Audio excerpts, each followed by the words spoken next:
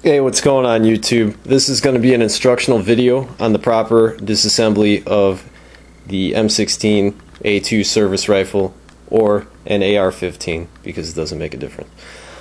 First thing you're going to want to do is ensure that the rifle has no rounds in it. Make sure it's safe. Pull the charging handle back, look inside the chamber, just make sure. The next thing that you're going to want to do is there is a pin right here that you're going to want to press in. If you can't do it with your finger, you can use a screwdriver or something, but in general, your fingers should be more than enough to push that pin back. Okay, so once you do that and you get it going enough that you can pull it on the other side, pull that pin completely out the other side of the rifle.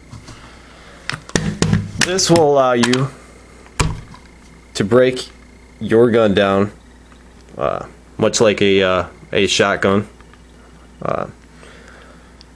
Then you'll have access to other parts of the rifle. The next thing that you're going to want to do, since you don't have the sling attached, is you push the other pin, which is right here, okay, and then you can pull that pin through, and that will take your upper receiver off of the lower receiver. Now your rifle will be in two pieces. Okay, the next thing that you're going to want to do is you're going to want to remove your buffer spring and buffer assembly, which can be done quite easily just by pushing down.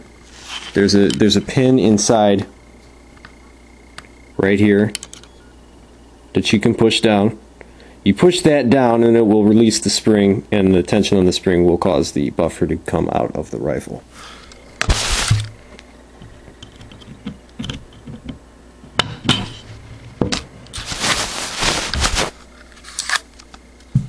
Okay, so now we have the buffer spring and the buffer outside of the rifle. At this point, you can remove the buffer from the buffer spring if you'd like to clean that, or ensure that there's no damage or anything to the spring itself. In this case, we're all good. The next thing you're going to want to do is you're going to want to inspect down the shaft that the buffer spring came out of, to ensure that there's no debris down there, stones, rocks, dirt, whatever. Doesn't really usually get anything in there unless you're, I don't know, rolling around in the dirt or something, but check it anyways. Next thing you're going to want to do is you're going to want to go to the upper receiver portion of the firearm, and you're going to want to pull the charging handle to the rear. This will allow you to pull out the bolt carrier group. Your bolt carrier group is right here. Okay, there's a few pieces that I'm going to show you how to remove on that. At this point, you can remove the charging handle. You could set that to the side.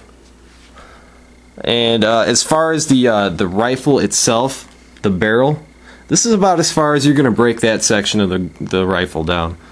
You can remove the hand guards. It's a pain in the ass. You gotta have a fucking kung fu grip. But basically, what you would do if you wanted to remove these is you pull down on this collar really hard and you pop those off. I can remove them for you right now.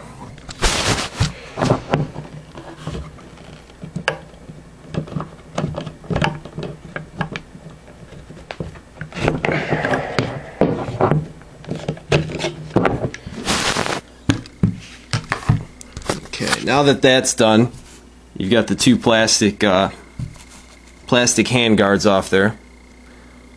This is as far as you can break this portion of the rifle down. So don't need to worry about anything else other than that. Next step of cleaning and disassembling is you're going to want to take apart the bolt carrier group. Now, how you do that is very simple. Okay, there is a pin which is right there. You can generally get it out with your fingernail.